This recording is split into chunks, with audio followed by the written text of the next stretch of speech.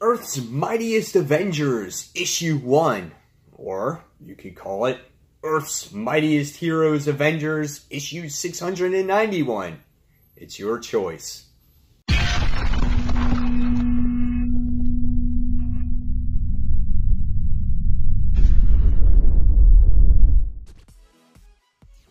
Hey comic book fans, welcome back to Comic Book Corner 2.0, and fans, you're back with me, Mike Spider Slayer, getting ready to do that all-important comic book review so you, the fans, can make a decision what comic books to buy. And today, guys, it's a biggie.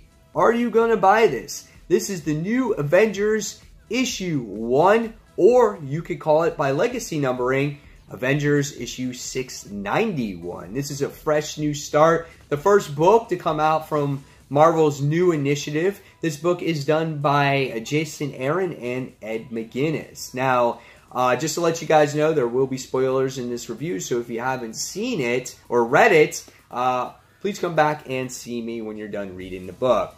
So let's talk about the interior artwork in this issue.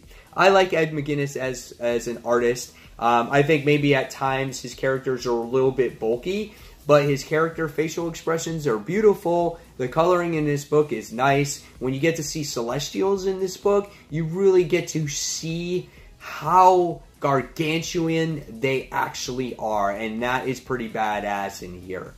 Characters look great. So the artwork is for me, it's top notch. I like it. What do I think about the story? Let's recap it a bit, and I'll give you my final thoughts on this new take, and if I'm going to be jumping on board with this. So first things first is, back when Marvel Legacy started, we got to see the Avengers 1 million BC version, right? And we haven't seen them since. But in this issue, we're kind of reintroduced to them, 1 million BC. They're getting ready for this big battle. And after a lot of, dialogue on if they're going to survive or die or whatnot, you wind up seeing the battle about to commence, and you wind up seeing them doing the battle against possibly the Celestials, okay? And then what happens is you get the big title page, and then you wind up seeing, you wind up getting to the present day. And this is where the book really shined for me, okay? Because it stripped it down, and it brought it back to 3 members of the Avengers: Tony Stark, Steve Rogers, and Thor. And we get to see them talking amongst the group, drinking drinks, and just being the characters that they are. And, Steve Rogers is sitting there going, we need to get the Avengers back together, and Tony Stark's like, well, maybe we should do something different, maybe we should get new characters. Maybe we're not them anymore. Maybe we're not the crowd. And Steve Rogers and Tony are going back and forth. And it was kind of cool, some of the interactions, because you get to see some of the sayings where Steve Rogers was kept on ice for the first 40 Super Bowls. We get to mention comments in there like how Cap was Hydra Cap, and Tony was in a coma, and Thor was unworthy. So all the things that happened recently in Marvel Comics was mentioned here, and I thought that was pretty cool. And after some conversation, we get to see Tony's AI talks to him, and he gets the satellite readings saying that something big is happening.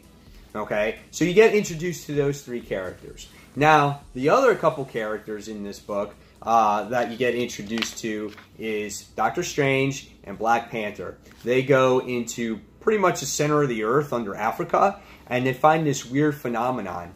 And they wind up seeing something that's kind of related, obviously, to Doctor Strange with his magic and whatnot. And then they go deeper, and then they wind up finding these bug-like creatures. Okay. Then we touch a little bit on Robbie Reyes' Ghost Rider here, and we get to see that he has trouble dealing with his other self. Basically, he hasn't slept in days. He's afraid on what's going to happen if he does fall asleep, how the Ghost Rider is going to take him over and whatnot. And then we get to see probably the least amount of the character that I would want to see more of, and this was Jen Walters. And basically we get to see her running through Manhattan, and we get to see her hit on by some creep. And we can see that she's still not 100% mentally there. But you get to see her act as a Hulk real quickly in this issue. Captain Marvel goes out into space in Alpha Flight. Obviously, she's the first line of defense. And she winds up seeing this anomaly happen. And we wind up finding out what is setting the satellites off, or Tony Stark's satellites. And we get to see this big celestial hand that comes out. And Captain Marvel's just like, oh wow.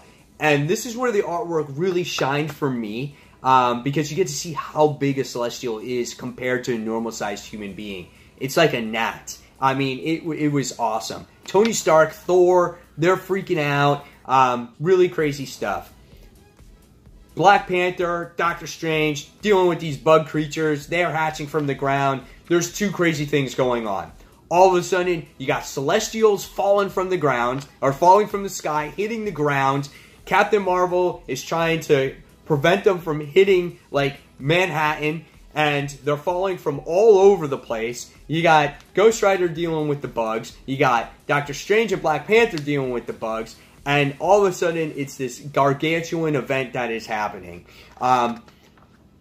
Pretty big deal when you have, 2,000 feet Celestials falling from the sky. They're going to do some serious damage. And it was pretty cool to see, basically, Thor, Captain America, Tony Stark, start to assemble this team once again. And the big mystery in this book was, well, how do you kill a Celestial? Like, what is strong enough to kill a Celestial? Well, when you get to the end of this book, you kind of find out that it's, I guess, bigger and badder and evil Celestials that killed the other Celestials. Because you get to see them at the end, and when you see 3 of those Avengers assemble, was pretty cool. So that's kind of the story in a nutshell. What did I think about this particular issue? I thought it was a lot of fun. To tell you the truth, this really surprised me. At first, I really didn't care about these 1 million BC Avengers, especially when it first started. It started off a little bit slow for me. And then I remembered, oh, that's right. They were doing a battle against the Celestials, because it's been months since we've seen that Legacy issue. And then I liked how the book did a nice job at not necessarily assembling the team, but getting you to know where our characters are and what they're doing at this moment in time before the team assembles.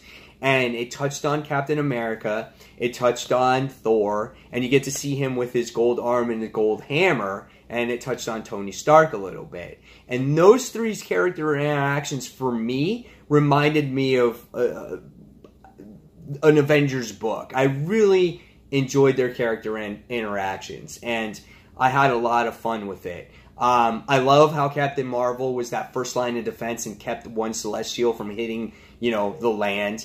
And I would have loved to seen a little bit more She-Hulk in here. It was almost like not really important. And Ghost Rider as well, it's like, hey, bugs are coming from the ground. I gotta stop them.